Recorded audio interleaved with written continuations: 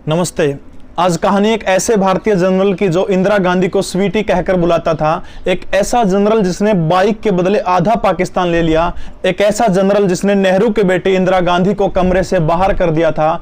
जी हां, हम बात कर रहे हैं भारत के पहले फील्ड मार्शल और पूर्व सेना अध्यक्ष जनरल सैम मानेकशॉ की। कहानी शुरू होती है साल 1942। दूसरे विश्व युद्ध के दौरान बर्मा में तैनाती के समय जापानी सैनिक ने 7 गोलियां उनके शरीर में दाग दी। इतनी गोलियां लगने के बाद जब मानेकशॉ को हॉस्पिटल ले जाया गया तो डॉक्टर ने इलाज करने से मना कर दिया। तब सूबेदार शेर सिंह ने बंदूक की नोक पर जब इलाज शुरू करवाया तो डॉक्टर ने पूछा कि क्या हुआ आपको। तब सैम मानेकशॉ ने कहा कि अरे कुछ नहीं हुआ, एक गधे ने लात मार दी। अपनी हाजिर जवाबी के लिए मशहूर हुआ करते थे सैम मानेकशॉ। 1961 में जब जवाहरलाल नेहरू असम के दौरे पर गए तो उनके साथ में बेटी इंदिरा गांधी भी थी। जब वार रूम में इंदिरा गांधी नेहरू के साथ जाने लगी तब सैम मानेकशॉ ने कहा कि आपने गोपनीयता की शपथ नहीं ली है, इसलिए आप बाहर खड़े होकर प्रतीक्षा करिए। महज संयोग ही था कि 1969 में इंदिरा गांधी जब प्रधानमंत्री थी तब उन्होंने सैम मानेकशॉ को भारत का 8वां थल सेना अध्यक्ष बनाया। और उसके बाद बारी आती है साल 1971 की। 1971 में एक दिन सैम मानेकशॉ को इंदिरा गांधी ने बुलाकर कहा कि मुझे तुरंत इसी वक्त पाकिस्तान के ऊपर आक्रमण चाहिए।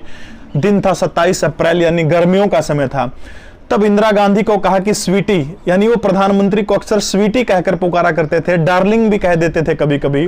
देखो स्वीटी, इस समय भारत युद्ध नहीं जीत सकता क्योंकि गर्मियों के अंदर हिमालय की बर्फ लगभग पिघल चुकी है और यदि ऐसे समय में हम आक्रमण करेंगे तो चीन पाकिस्तान का साथ देगा और हमारा जीतना मुश्किल हो जाएगा। यदि आप नहीं मान रही तो मैं इस्तीफा दे देता हूं।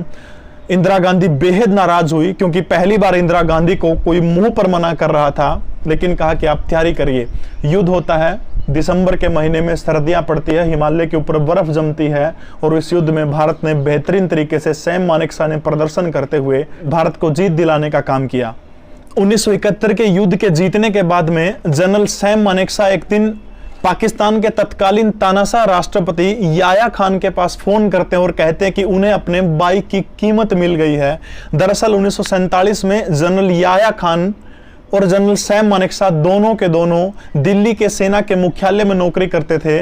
भारत जब आजाद हुआ तो याया खान ने पाकिस्तान जाने का फैसला किया। सैम मानेकशॉ के पास में एक बेहतरीन बाइक हुआ करती थी जिसको याया खान 1000 रुपए की कीमत में ले गए और कहा कि मैं पाकिस्तान जाकर 1000 रुपए का चेक भेज दूंगा। लेकिन 24 साल तक इंतजार किया सैम मानेकशॉ ने, वो चेक नहीं आया और तब फोन करके कहते हैं कि मैंने अपने मोटरसाइकिल की कीमत के बदले आधा पाकिस्तान ले लिया है। इस दौरान पत्रकारों ने सैम मानेकशॉ से पूछा कि यदि आप आज़ादी के समय पाकिस्तान चले जाते तो इस युद्ध का क्या होता। तब निसंकोच सैम मानेकशॉ कहते हैं कि यह युद्ध पाकिस्तान जीत गया होता। युद्ध के दौरान पाकिस्तान का एक सैनिक बड़ी बहादुरी से लड़ा। तब उन्होंने दुश्मन देश के राष्ट्रपति को फोन करके कहा कि सैनिक को पाकिस्तान का सर्वोच्च सम्मान दे दीजिए क्योंकि ये बेहतरीन तरीके से लड़ा था। ऐसा केवल सैम मानेकशॉ ही कर सकते हैं।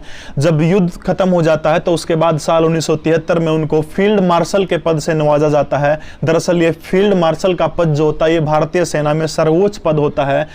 जो हमारा थल सेना अध्यक्ष होता है उसकी वर्दी के अंदर 4 स्टार होते हैं और जो फील्ड मार्शल जो होता है, फील्ड मार्शल की वर्दी में 5 स्टार होता है। फील्ड मार्शल आजीवन सेना की वर्दी में रह सकता है। भारत के पहले फील्ड मार्शल हुआ करते थे सैम मानेकशॉ, दूसरे फील्ड मार्शल हुआ करते थे जनरल KM करियप्पा। उनको 1986 में इस पद से नवाजा गया था। सरकार की मुखर आलोचना करने के कारण हमेशा निशाने पर रहते थे सैम मानेकशॉ, इसलिए उनको जिंदगी भर फील्ड मार्शल का वेतन नहीं दिया गया। साल 2005 में जब तत्कालीन राष्ट्रपति APJ अब्दुल कलाम उनसे मिलने गए तो तब कलाम साहब को पता चला कि 30 साल गुजर चुके हैं, अब तक इनको फील्ड मार्शल की किसी भी प्रकार की कोई सुविधा नहीं मिली है। और मजेदार बात देखिए, जनरल सैम मानेकशॉ ने कभी भी ये नहीं कहा कि मुझे फील्ड मार्शल की न तो सुविधा मिल रही है न ही वेतन मिल रहा है।